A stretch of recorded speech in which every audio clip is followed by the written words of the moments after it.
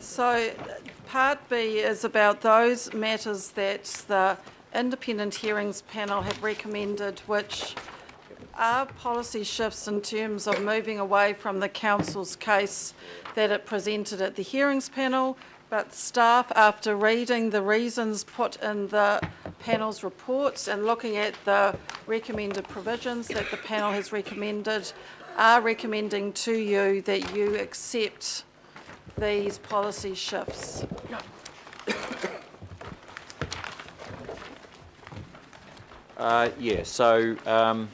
Councillors, again, I think the better way to do this is by way of exception in terms of how we would do this. So please note the first of a rotating core of councillors who will be coming and going a bit through these discussions. Councillor Sharon has declared interest in this matter.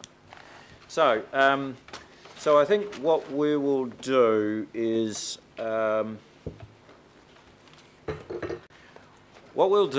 we will move at the end of this section all the items. So I'll move in second, Councillor Penny H, the items that are not contested.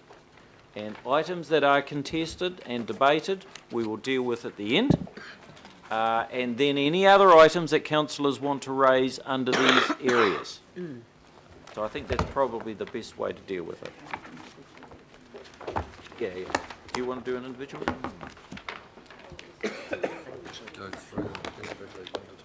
Oh, yeah, okay. Yep. Right. Yeah. I was just going to say. I've just been corrected. Yeah. I got it.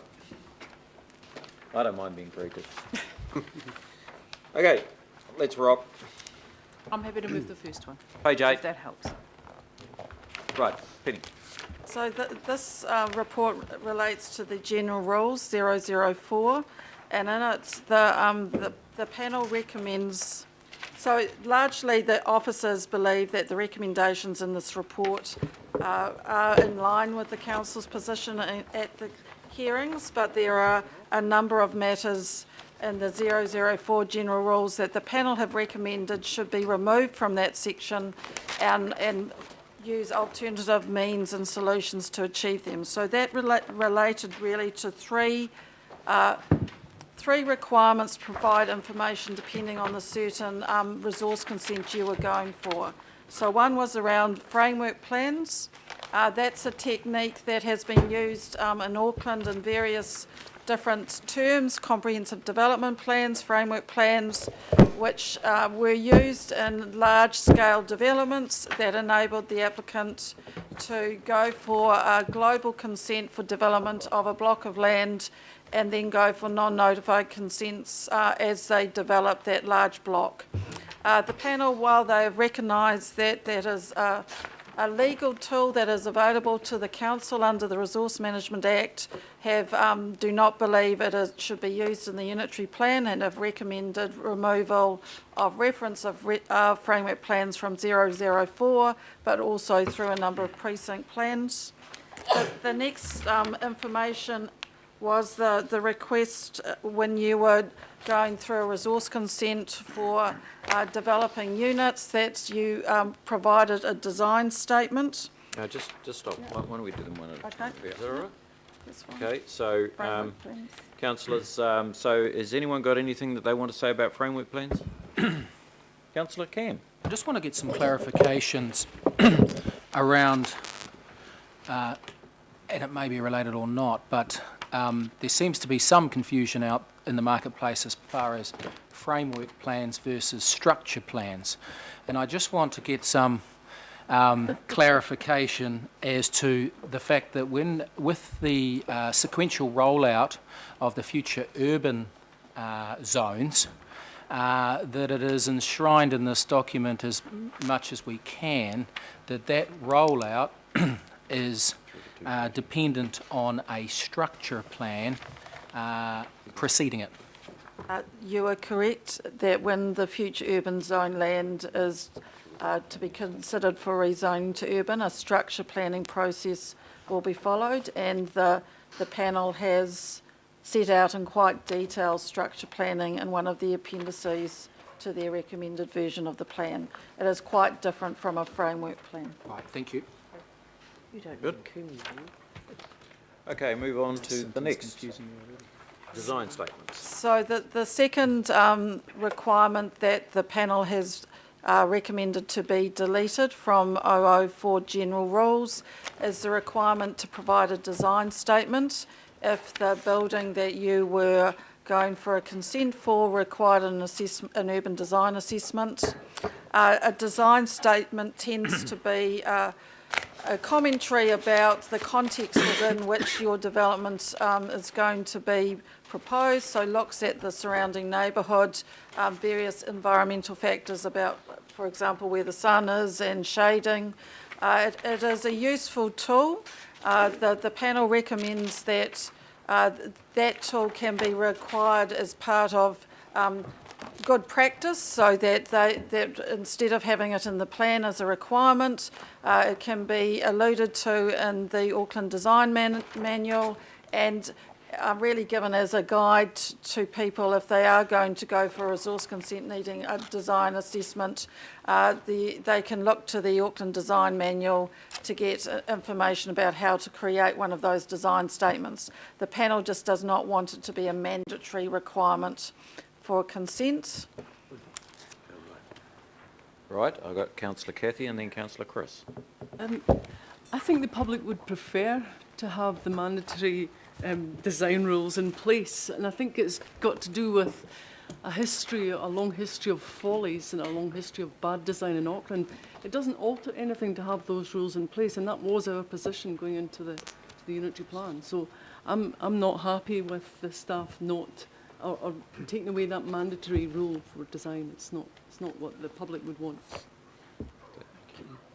No, I don't need an answer. I don't agree with you. Yeah. Okay. I think the public wouldn't agree with you either. Councillor Chris.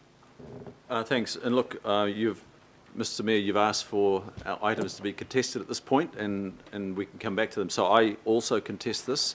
I recall those long meetings, Unitary Plan Committee, Auckland Development Committee, where we were making quite significant changes with good advice, and we hinged to those decisions the importance of retaining the design statement requirement. And we actually put up motions reinforcing the need to retain the design statements. And I don't think we did that lightly. We didn't do it in ignorance. We did it fully aware, as Councillor Casey's reminded us, the history in Auckland, and particularly the dense inner city of Auckland, where there have been some extremely poor monuments built to atrocious design. Now, I know we're not in that area anymore, but I remind members that we hung our hats on other decisions knowing that it was a package, that we were going to retain the design statements. Now, I read through the recommendations, and the recommendations are in two parts. They're under design statements, general rules, and they're also under 77 sustainable design. In fact, the panel says the reasons are actually under 77. They're the same as sustainable design, but they do make some strange, and I'm struggling to find sort of quantified evidence of another reason. They just cite cost, and they cite cost in 59, or sorry, 63. They just accept the evidence of Mr. Donnelly from Todd Property. Design statement simply adds cost, full stop.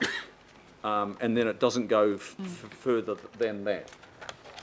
There are parts of the reasons, explanations, which are a little bit of a muddle, and in this particular area, I do find it very unconvincing and quite muddling.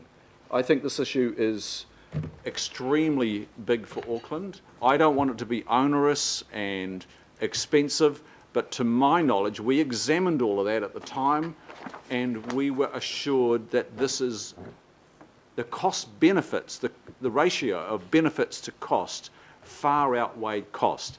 And in terms of design, I know there's reference to the design statement being mainly a visual document. I disagree. A design statement is not a visual rendition. It's about qualities, about the qualities of the living environment that is left. So you asked what's to be contested.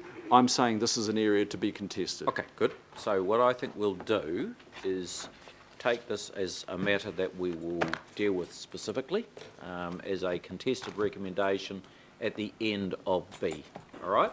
And look, there are a number of hands up, so we will basically open it up for a debate as to whether we accept or reject the council's. In other words, we either accept the officer's position, and that is that we go with the recommendation, or we reject that and look to implement design as was indicated in the draft plan. All right? So we'll take that out. Can we go next then to cultural impact assessment? Cultural impact assessment, please. So this is the third part of...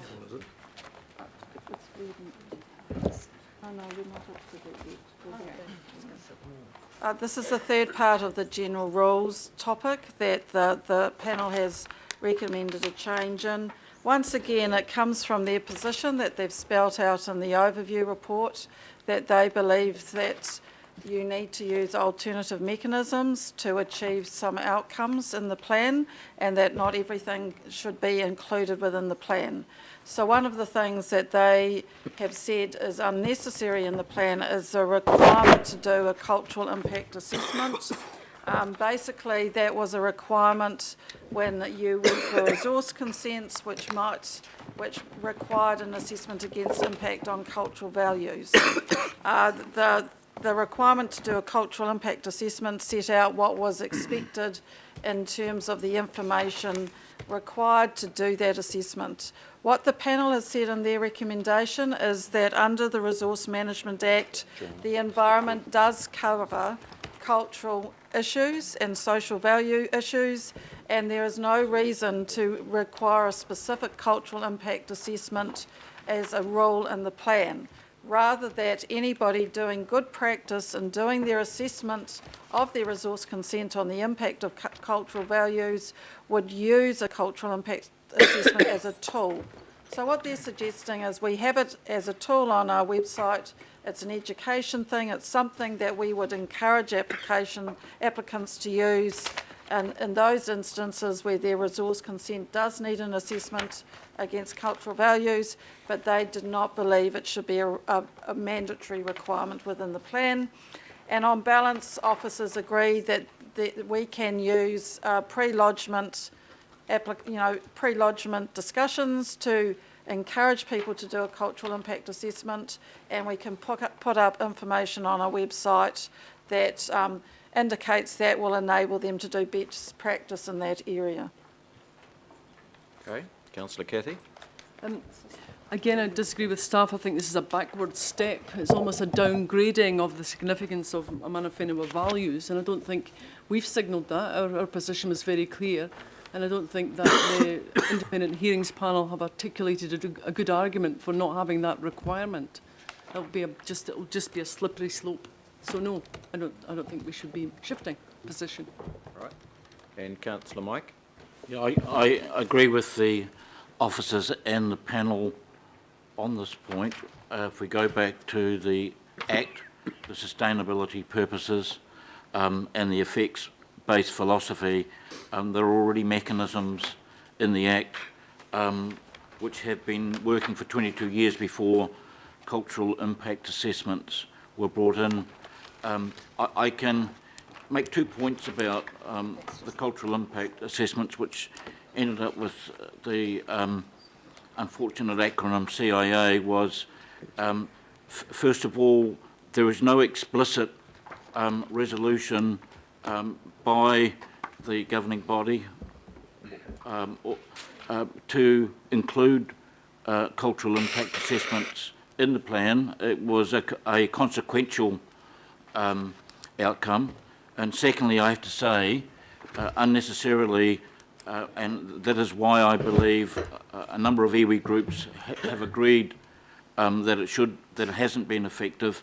It's probably done more damage to race relations in Auckland than anything else I can think of. So I think it's a sensible decision. The processes in the plan and in the Act are still in place to protect mana whenua values without going through this parallel process.